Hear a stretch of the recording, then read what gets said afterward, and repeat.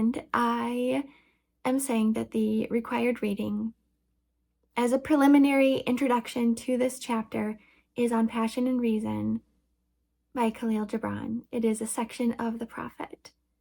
Now, yet another divine messenger gave me this poem, and I am forever in gratitude, because it is one of these pieces in this reality that is both map and key. It speaks to the human condition. It speaks to the human experience here on earth, of which we are all walking. So in this piece, talks about two aspects of self that are often warring with each other, that are often pushing and pulling with each other. Might sound a little bit like some other mechanics on this planet. These two polarities that are actually quite complementary, that are actually a really harmonious counterbalance for each other. It's a very simple analogy. Fill your sails with your passion, with your joy, with your enthusiasm. And the rudder helps steer, helps harness, helps focus that energy. So on Passion and Reason is a map, because it is guiding us to aspects of ourselves, but it also holds the key. Passion and reason are really awesome ways. It's a very simple analogy, but it's so powerful. That's why it's so powerful, and that's why I love it so much. These aspects of self can be equated to, I'm going to go into that on the non-duality in Solid B, can be equated to your subconscious and your conscious mind. They can also be equated to yin and yang, feminine and masculine energy, counterbalancing, complementary energies that create life on Earth. This is a metaphysical classroom. So think about it as you creating deliberately and consciously in your life experience. So when you look at both of those aspects within, you understand how in Hinduism, chaos and order, the yin energy, this is another a water-related analogy that I love. And that makes sense because water is consciousness, water is emotions, symbolically. So the river and the riverbed, the river is powerful. The river is tuned into full nature, pure positive energy, tuned in, tapped in, turned on. That could be chaos, that flow.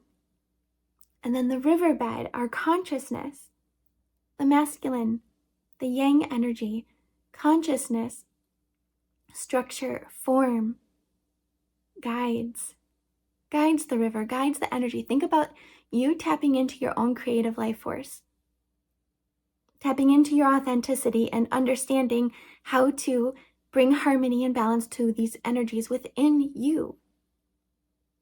That is how we will see more harmony and balance outside of ourselves. It is law.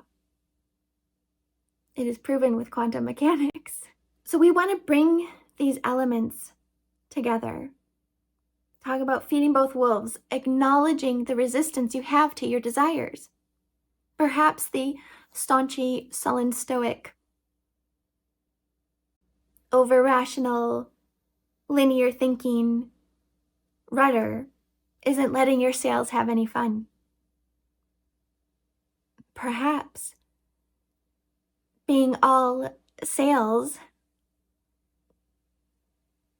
all enthusiasm, all eagerness, without some of that structure, without some of that stability, that framework, that groundwork being laid. There is benefit to both sides. There is benefit to cultivating this feeling place within you. So in my experience, I was able to tap into this. The Sarah to Earth pilot episode shot a year ago. So there are mechanics there. I was potting a plant So I think of this in my non-scientific expert way, just in my metaphysical mindsets for metamorphosis, metaphorical meaning, and movies. So it's about when your thinking mind, your primal brain perhaps, this isn't my forte. So when I need that counterbalance. I need that counterbalance. Okay, so in Sarah to Earth, I think this is an example of me distracting my linear overthinking mind. I hit that place where I just said, I'm going for it. What's the worst that can happen? I'm just going to start talking as I pot this plant. I didn't think it was going to go anywhere, but I received a vision in that state of mind. I was relaxed enough in the flow state, and I received a vision of me potting more plants with someone in the future. A desired outcome that I wanted, that I know is in my future, that I know is part of my heart's desire. And that is what I'm talking about. That is what I'm talking about. When we get those little visions, when we get inspired, it doesn't have to come through like that. It can come through somebody else. It can come through a movie. It can come through some input, content, a life experience you walk by. Whenever I see any happy couples, especially the old ones, when they're holding hands still, I'm like, I'm a match. I'm a match to happy couples. I'm a match to staying in love. I'm a match to deep, comforting passion. When you tap into that enthusiasm, when you get whiff of it, when you feel it, because your emotions are guidance, when you feel it, when you feel the resonance in your being, you pay attention to it and you milk it. You pay attention to it and you acknowledge it. And remember that that is an expanded version of self that you aren't quite up to speed with yet. You can be instantly. But also sometimes, depending on the variability, but we're all getting better at this. We're not digging so much and realizing the over-yanged reality that we are seeing outside of ourselves is part of our own inner dynamic. It's loosening up, it's allowing more, it is tapping into that flow state more, which means you've got to put that overthinking rational rudder to good use. And that is the key. That is what I figured out in the last 8 weeks, where I have filmed so much more than I have ever. And it's not perfect. I am not perfect. I am still building myself up. I'm wearing a wig for Pete's sake. But I have found alignment with my head and my heart, and I am moving forward in faith. And that is what I want to help all of you do. That is what this entire chapter is all about. Embodying the Fool, following your heart's desire, and going for it, bit by bit by bit. And yes, it's scary and exciting, but I talk about this in another video too. It is cultivating that feeling of realizing what good butterflies feel like. And maybe you already know that, but there is energy to be harnessed at the other end of anxiety, worry, fear, and doubt is more passion in your sails. More passion in your sails. And so we are cultivating that feeling place. You can create a touchstone. I love Palo Santo. This, I can burn a little bit and I can energetically go to the feeling place of being in a cabin. And with all the wonderful, delicious things that I have created and cultivated in that feeling place, in that desire. And I know sometimes this can seem difficult because when you do feel so far away from your desires, it can kind of hurt sometimes, right? But that thought, remember, observe your thoughts. The thought that hurts, you will see, become the scientist in your own life experience. See the cause and effect of emotion. What thoughts are you thinking that are either resonating deep in your soul, so to speak? Or is it feeling like discord? Is it a incongruence. And that is feeding both wolves. That is acknowledging the fear and the worry and the doubt and alchemizing it, transforming it into the light, lead into gold. It is, these isms are everywhere, It is metaphor for your metamorphosis. These metaphysical principles are life-giving. And it frees you from anything that is us versus them. So when I speak of divine, when I say divine masculine energy or divine feminine energy, I am speaking aspirationally. When I quiet my mind and I meditate, there was another thing in another video, I think it's the next video, that comes through in meditation.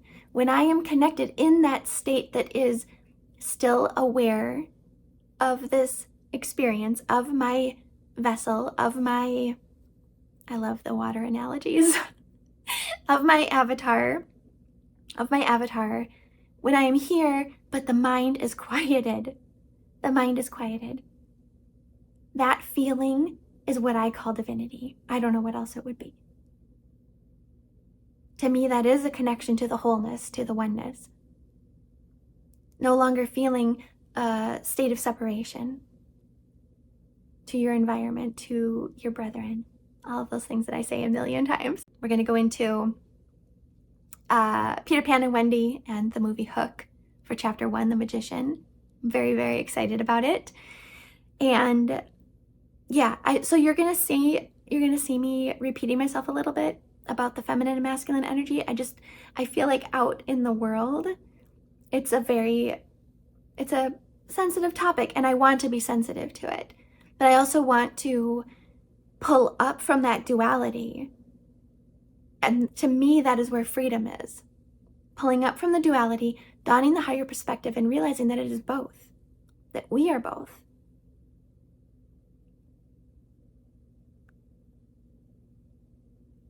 And I just heard, I think I was searching for a song that time, but I was like, because I was thinking about this beautiful dynamic dance with the North and South poles, but the line that came through, I was like, what would be good for this? Now I'm going to start asking for songs. It was Get Lucky. It was Get Lucky by Daft Punk and Pharrell. What keeps the planet spinning? The force from the beginning. Love. It's freedom, and I'm really glad you're here. And yeah, giddy up. Whatever your dream is, you can make it happen. You can make it happen. I believe in you. And I believe in me. I believe in peace. I believe in humanity. I believe in the collective awakening that I am here a part of on planet Earth in 2025. Whatever that means. Okay, bye.